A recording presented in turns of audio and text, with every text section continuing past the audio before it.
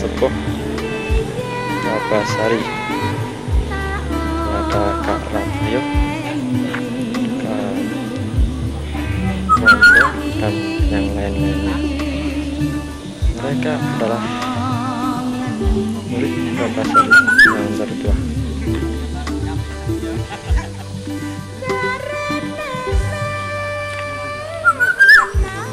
Sing kamera aku juga cerita.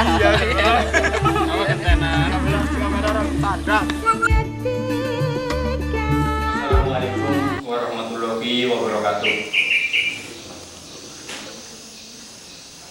Rekaman peragaan jurus fisik dan beberapa fragmen penggunaan jurus-jurus Babasari dalam seni bela diri dikandung maksud untuk supaya jurus-jurus itu tetap asli, tidak ada perubahan di kemudian hari.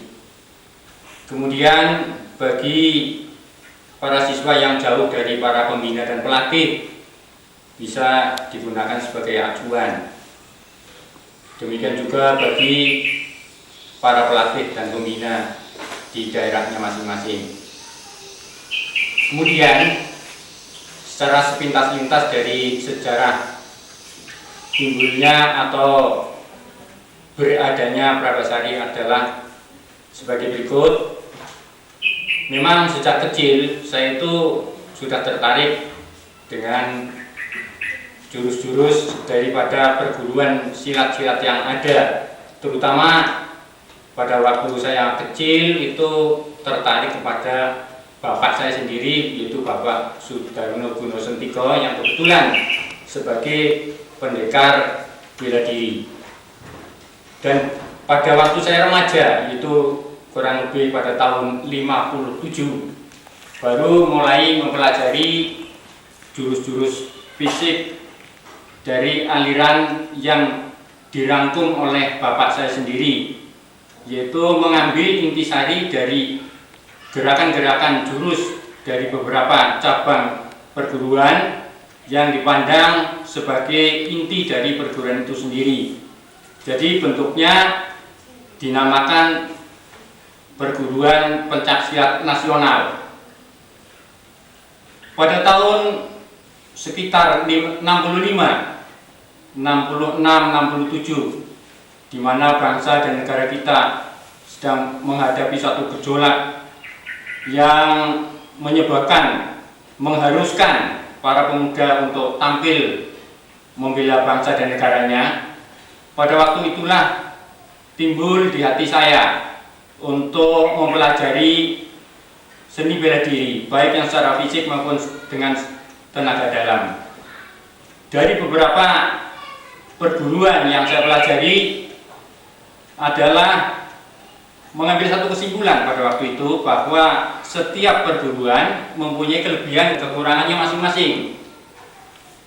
Dan kalau seandainya pada perguruan-perguruan tersebut juga diambil intisarinya, seperti almarhum bapak saya itu merangkum gerakan fisik dari perguruan pencaksilat yang ada pada waktu itu,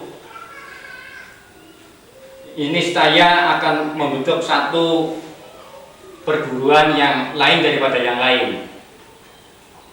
Kebetulan juga saya mempelajari ilmu-ilmu tenaga dalam yang pada waktu itu berkembang, mengambil juga bacaan-bacaan sebagai referensi yang di kemudian hari akan saya ambil intisarinya dan saya rangkum menjadi satu kesatuan jurus yang pada waktu sekarang juga berkembang dan kami namakan itu adalah Babasari. Pada waktu tahun 67-an itu saya mulai berpikir bahwa orang zaman dahulu juga mampu untuk merangkum atau menciptakan jurus-jurus baik tenaga dalam maupun secara fisik. Mengapa orang zaman sekarang kok tidak?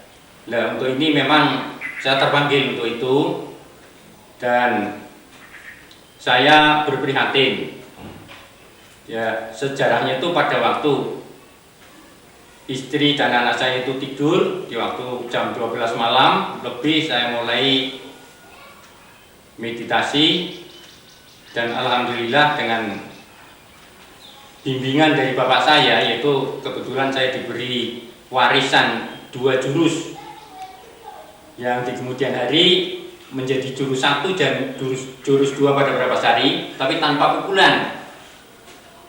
Jadi hanya sifatnya jurus pokok saja. Yang sudah barang tentu artinya adalah hanya jurus untuk bela diri saja atau untuk pertahanan tanpa suatu penyerangan. Dan saya berpikir yang baik yaitu satu gerakan yang bisa untuk bertahan dan juga untuk menyerang.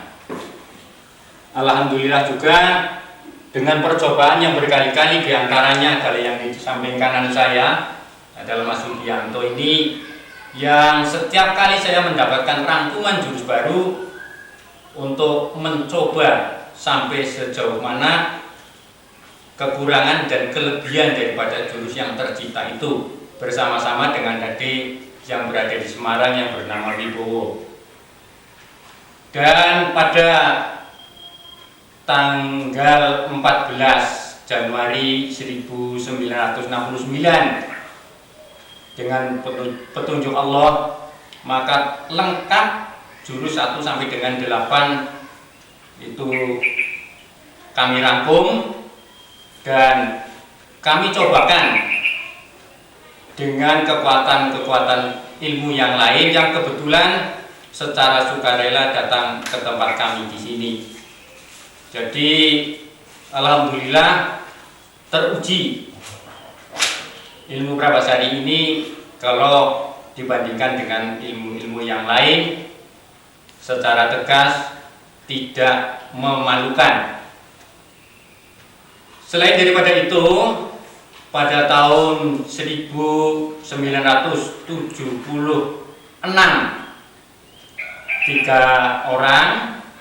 tiga pemuda yang datang ke tempat saya itu Mas Ratoyo, Mas Siswondo, dan almarhum Mas Prono Karyoto, itu katakanlah ingin mempelajari ilmu yang sudah saya rangkum, dan beliaulah sebagai cakal bakal siswa Prabasari.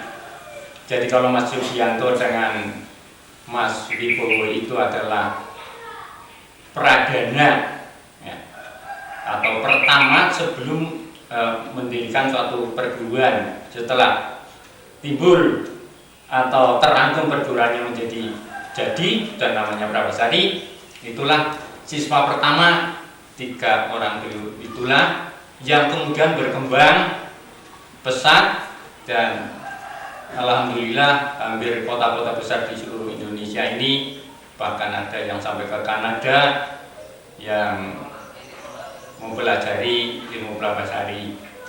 Dan perlu diketahui juga bahwa ilmu Prabasari ini di kemudian hari tidak hanya ilmu bela diri tenaga dalam, tapi bisa berkembang untuk pengobatan-pengobatan alternatif dan kepentingan-kepentingan yang lain sesuai dengan kepentingan masyarakat di sekitar kita. Dan selanjutnya harapan yang ada pada diri kami adalah yang tua-tua ini, generasi muda inilah yang nanti akan menggantikan sebagai kader dari perguruan pencaksilat Prabasari, sesuai dengan apa yang menjadi moto, yaitu Taruna Bakti Jaya Negari. Jadi yang menyebabkan suatu negara itu maju atau mundur, jatuh atau bangun, atau bisa jaya, itu terletak di tangan para taruna, para pemudanya. Jadi kalau para pemudanya ini mau berbakti untuk kepentingan nusa dan bangsa, insya Allah bahwa negara Indonesia yang adil dan makmur ini akan bisa kita capai dan terwujud suatu negara yang diridhoi oleh Allah Subhanahu wa Ta'ala.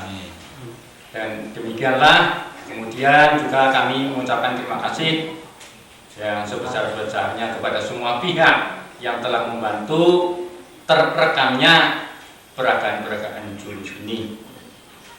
Dan akhir kata, wassalamualaikum warahmatullahi wabarakatuh. Waalaikumsalam.